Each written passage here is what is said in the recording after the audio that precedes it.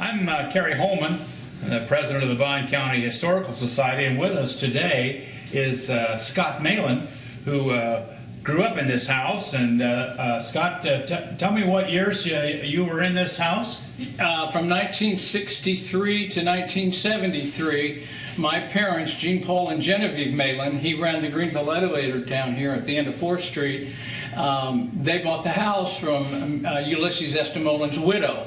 And we bought the house and all the contents, and it was as he and she had left it. And Amazing. I remember when I was about 8 years old, and I remember on a good day I could jump and touch the top of this. Oh.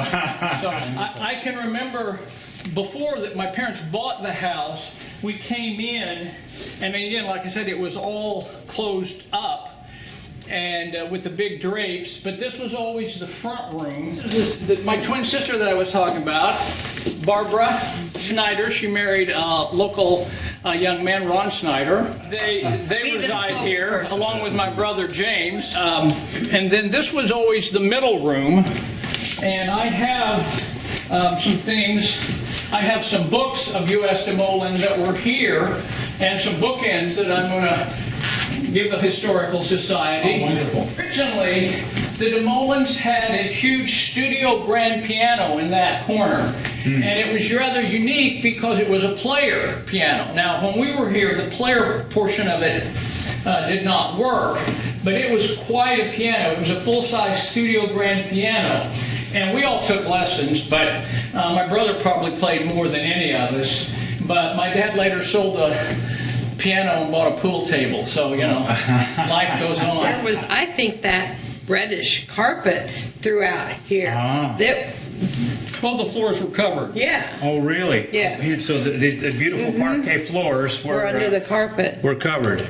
Oh my! And you have an Oriental rug, I believe, from here, and I have an Oriental rug. That at one time they were quite nice. And I do remember, you know, this house. This is 4 lots, 4 city lots. The north lot, this lot, and then 2 lots here.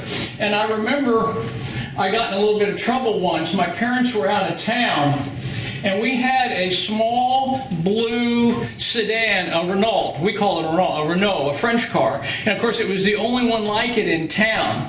And my parents are gone, and Mrs. Snowden, who lived to the south there, that house is a rebuilt house. Her house originally burnt down a number of years ago. But she called up my dad one day at the elevator, and she said, Jean Paul, she said, I saw a little blue car going around the yard. And so my dad, who was always very patient and kind and cool, you know, much better father than I ever was, he brought me over to this spot, I remember, and he said, Scott, Mrs. Snowden called me, and she said something about a car driving around the yard. And I said, oh, well, Dad, you know, Mrs. Snowden, she was probably heavily medicated, you know, whatever. And my dad then looked, and of course there were not drapes there, and you could see, he said, well, okay, well, can you explain all those tracks in the yard?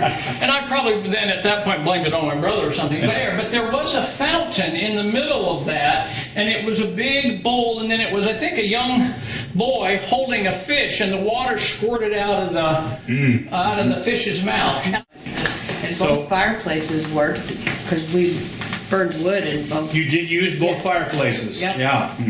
As wood burning. Now, is it my understanding that the Bowmans had this stripped? Was this stripped? My mom painted it when we first moved in. Oh, your mom painted it. I see. So. Yeah. Yeah, that's, I think, I don't know if that's the original, but there was a nice chandelier there. And I had a cousin who always wanted to get married and walk down those steps. Remember, Cindy, we're also related to the McCrackens here. And, you know, these windows are curved. And I remember we all played baseball out in the front yard there, and my dad every so often would say, you know, don't break these windows, because I can't replace them. And like we could, you know, control what we did. I don't think we ever did break it. No, we never did. They were original, but they were I don't even know in this day and age if they can be replaced, but that was always his concern, that he would come home from work and find out that we had broken a window that Do he you couldn't replace. remember we had a big round library table here? This is where we used to do our homework. This is what I did. It was the dining room. And this is where the elevator was.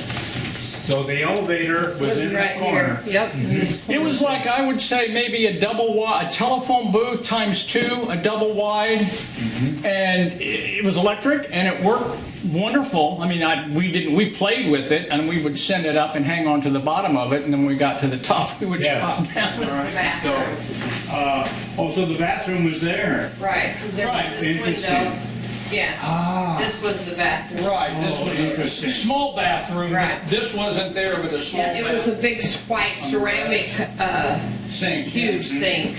Yeah. But on the north wall, there was an opening that went through the butler's pantry into the dining room. Right. So they could obviously serve the dining room from Sure. the kitchen. So We can come on? we'll go upstairs and take a look at the second floor, which is right now used a lot of storage. So a bust on the stand there at the bottom of the stairs. Yeah. Good. My parents didn't change a lot. My mom did build a library wall here. She was quite a carpenter. Well, they both were, but mainly my mother and stuff. But otherwise, we didn't really have to do a whole lot. And of course, it had lead pipes. So we were always taught to run the water a little bit before you drink the water. So it's probably pretty much the same. Not much change in the space Actually, here. it was purple too. It was purple. Lavender. Yes, Yeah. purple. Yeah. Yeah.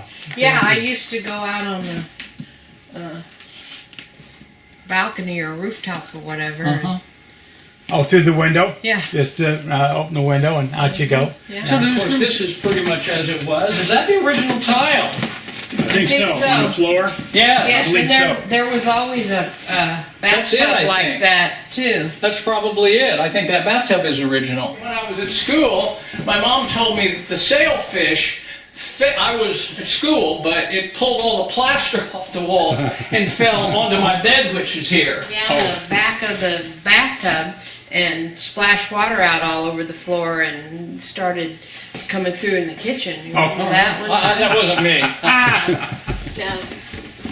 I think this floor was always there. Okay. Yes. Let's wait. This was an alcove. There was no bathroom here. No bathroom there. No bathroom. And my brother and I used to, again, climb out on the windows if our parents only knew, because obviously it's a straight drop down. The guy, an antique guy, came out from St. Louis and bought a number of those things, probably very reasonably. But I know that later on my mom would say, "Oh boy, I regret getting rid of this or that or what have you." So go ahead. So when James was living here, this parquet floor was exposed. I think so. I believe so. And do you remember the night Jimmy's friend came and visited him? Yeah. During the middle of the night, my brother yelled, and we all came running up the stairs, and it turns out that a friend of his had climbed up the outside and was hanging on the window behind this young lady, just, knocking on the window. "Jim, let me in." And of course, and my mom started saying, this guy's name, who I won't say, but Don't jump. don't jump, yeah, hang in. So then we let him in and he came in this way. But it was like 3 o'clock in the morning. It was like, hey. But that's what I think about when I see those windows. Sure. Yeah. And then, of course, in this attic behind you was the steamer trunk that I'm going to give you. And that's where there was a number of things from Ulysses DeMoulin's past. And I know my dad talked to Bill DeMoulin, his friend, at the time and said, "Do you want some of this?" And Bill said, "Nah, I don't know. I'm not really in a position to store it, care for it, what have you." And so I think the antique guy from St. Louis took it. Yeah, that's pretty much as it was. Yeah. I remember that old, whatever that is. But the steamer trunk was right over here. Yeah. And we would hang out there. By the window. Yeah. We've had a question Scott, about this. Was this part of the hot water system, or was it ever used, or I know at one time there were two things. Back in my bedroom, that back bedroom, there was two wires that came out of the wall. At one time had been a buzzer, and apparently that was the maid's room. Yes. And so the buzzer would ring there there was a button in the master bedroom, and the buzzer would go off in that room, and that was the call button for the maid to come and take care of the DeMoulins. He also had installed, as I understand it at the time, a rather futuristic cold water system, so that you could turn a tap that they had a couple of places, and supposedly cold water, I don't know how they refrigerated it, came out of the tap. Oh, interesting. So you think this may have been part of that I think system? that may have been part of it. Interesting. Yeah. But the house was always electrified, from what I know. Yeah, having been built in 1905, why Okay. it probably was. The what? Max Frankel, that's the doctor that saved my life when I was born.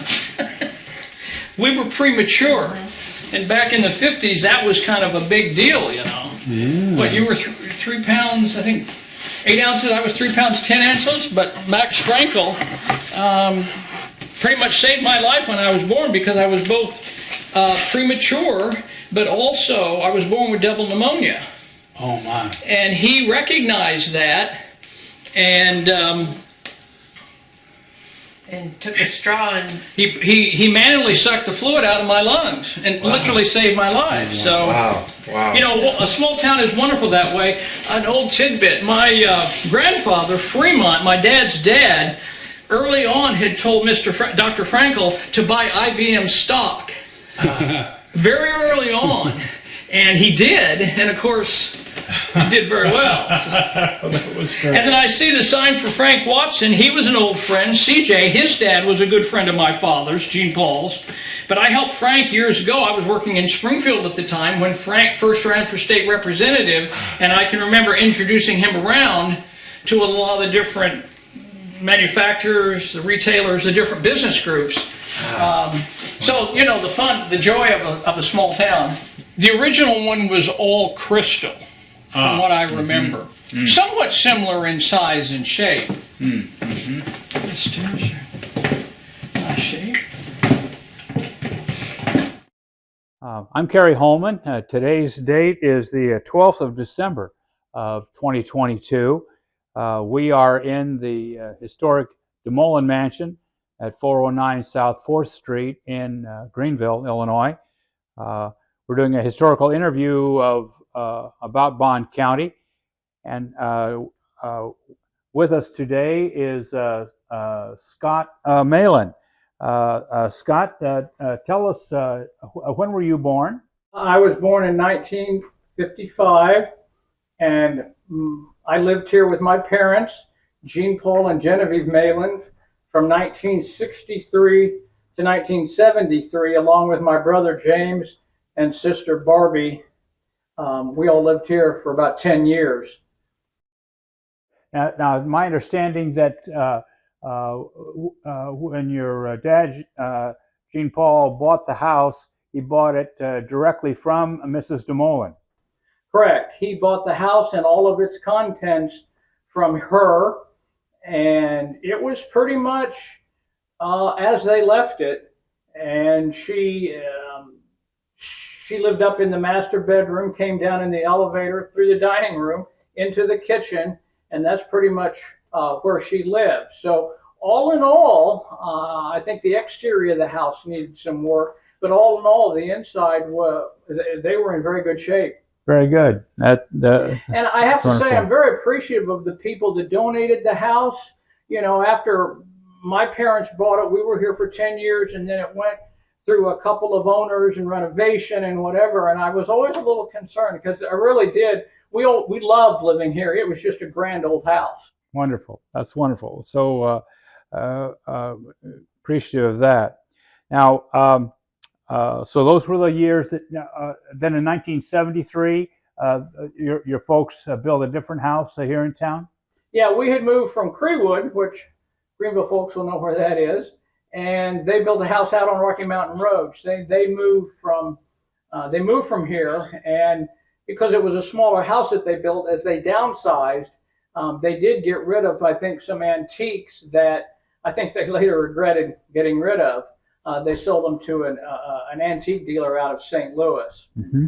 Now, you said that your dad managed the grain elevator down south on 4th Street. Correct. He had a pretty short commute just down 4th Street. He from his father, Fremont John, and he was there for 40 years until he retired in the late 70s.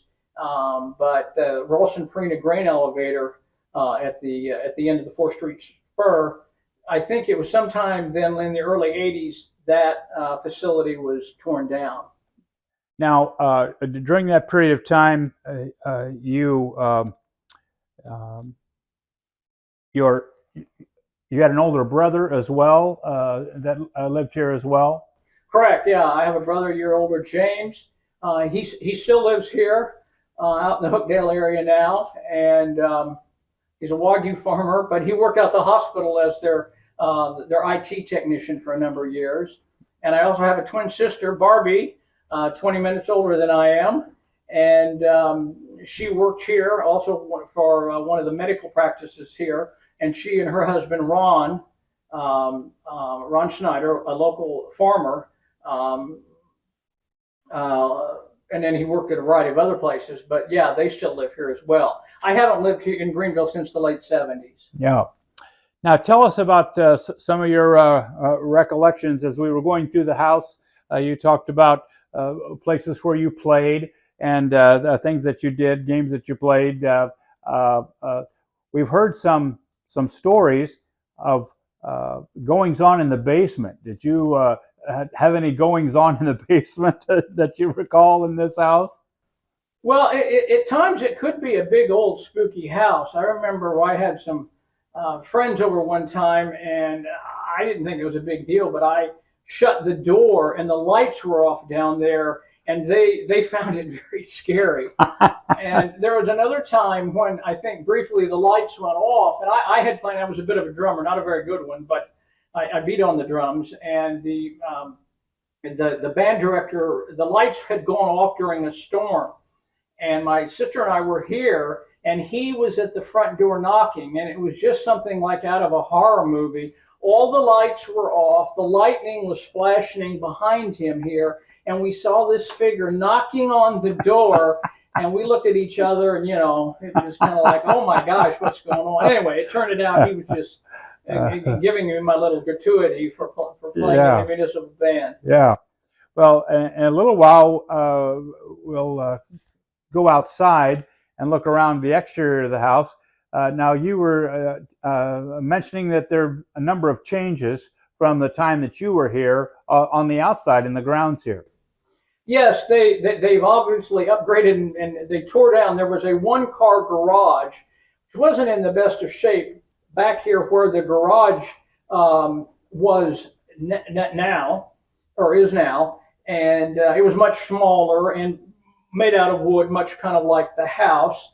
And we used to keep our, riding lawnmowers. I got paid a grand total of $2 every time I cut the grass here in the 4 lots, and also later kept a motorcycle there. But it was not in the best of shape, so I understand why they replaced it. Behind it, there was a big stone circular pit. Back in the days, in the 60s, that's when people burned trash. And so there was a big stone area there that I think for years had been used as a place to burn the trash. And then a little further south, there was a fish pond, a lily pond. It did not operate when we were here, but it was there, and it was a sunken pond, and it would fill with rainwater, and it had, I think there was a statue there and some steps and stuff. And I'm sure at one time it was quite grand and pretty, and then a bird bath at the other end. And it's amazing how big the trees have gotten. The pine tree on the south end there, my brother and I built, and my sister, we always would climb at that time to the top of it. And it was pretty far up, but we built a tree house up there. And so I was looking earlier to see if there was any remnants of wood, but I'm just amazed at how tall that pine tree is now. Now, you mentioned climbing trees on the outside. Were there any other recollections of the ways you used the grounds? Well, this gum tree out here was very small. I mean, again, I'm just amazed. Of course, it's going on 40 years ago, or more, I guess, close to 60 years ago. But the trees are phenomenal, and there's a few trees that are gone now that were here back then. Also, there's the square concrete block on the north end, and maybe you know more about the history, but that was always a mystery. And we played baseball out there, and I just know that, my dad was always very concerned that we would break one of the curved windows, because he said they could not replace those. And, on a good day, we could hit the ball across the street, and that was a home run. So, we very much lived here and played here, and it was a grand old house. And the fact that it didn't have air conditioning, I don't think was a big deal to us. You know what I mean? A lot of the modern elements that are in a house today, I think we really did appreciate the historical aspects of it. And one of my dad's friends, good friends, was Denny Donnell, and they went antiquing together, and we had been in some older houses before, and I know that they had looked at some bigger, older houses. For some reason, they wanted to live in a bigger, older house. I think after all the maintenance issues, maybe my father might maybe have rethought that. That's why I built a new house. But so we were kind of used to seeing old houses, but this house clearly had a great history to it, and I think in many respects is kind of unique for Greenville. Let me take another turn and talk some more about your dad's involvement in some things that we just take for granted here in Greenville. I understand that Jean Paul was involved in helping getting the hospital started here in Greenville. Yes, when I was born, my sister and I, in 1955, we were born in Highland because there was no hospital here. There were a number of physicians, but Mrs. Outlot came along, and she was a good friend with Denny Donnell, and like I said, Denny Donnell and my father were very close, and so she made it known that she wanted to make a gift. And my father always tells the story, which I think is true, that a group of them met with Denny Donnell, and in fact, I think Bill DeMoulin was one of the original people as well, and they were thinking like something of, it doesn't sound like a lot of money now, but this was in the early 50s, like they were going to ask her for the astronomical sum of $50,000. And my dad tells the story that Mrs. Outlot looked at Denny Donnell and my dad and said, "Oh, chicken feed." And I think she ended up giving something like $600,000-700,000, which of course in the 50s, early 60s, was a fair amount of money. But it certainly allowed, along with what's called a Hill-Burton grant, for them to build the hospital so that Greenville and Bond County could have their own hospital. I understand that your dad was also on other boards besides the hospital board. Yeah, he was very much involved in the community. He was fire chief for 10 years. And my mom tells the story of one time there was a pretty bad fire over here at Central School. And it was about the time they were married in 1953. And he was up there on top of the roof doing whatever firemen do. And I guess there were some issues with the roof collapsing. And so my mom is down below. She worked here in I think the city clerk's office, and she was a wheat originally. And she was yelling up at him, get down, get down. Fortunately, there was no accident, but he did enjoy that. Was fire chief for 10 years. So in addition to his hospital involvement there, where he was on the board and later chairman for a few years, he was on the Bradford Bank board and had a close relationship with a number of of people, the Riedemans, the Joys, and so on. And as his father had been, Fremont John, he was also involved in help establishing the first airport authority. A lot of people, this was before we had an airport, and obviously it's certainly a smaller airport, but it does allow for private planes to access. So yeah, he very much enjoyed being a part of the community, and I have great appreciation for people who do that, like my good friend Alan Gaffner here, who's a good friend and served as mayor for a number of years. And those people, I think, that really bring out the value of a smaller community. Yes, later when I was in college, because I had driven a truck for my father, and a grain truck, I had a truck driver's license. And so when my dad then sold the elevator and retired, I believe in 1975, so I needed a place to work when I came home during the summers. And so I drove a truck then, delivering graduation caps and gowns all over the country for the DeMoulin brothers. And I was a little bit of an infamous driver, because I remember being in Dallas, Texas, big stadium, and the guy where I was supposed to unload him and take him to the middle of the field, and they had these big tunnels, and the guy said, "Oh, your truck won't fit in there." And I said, "Oh yeah, it will." So I backed it up the tunnel, and I knocked over a sprinkler, and the water just flowed. But everybody kind of took it inside, and we gave the bath. And of course, this tree is just amazing. My brother and I built a tree house. Now, when we lived here, the tree was probably half that size, and of course there were limbs from the very bottom. So we climbed up probably to where it splits there, and that's where we built a tree house. And I was trying, for many, many years, you could still see pieces of wood up there.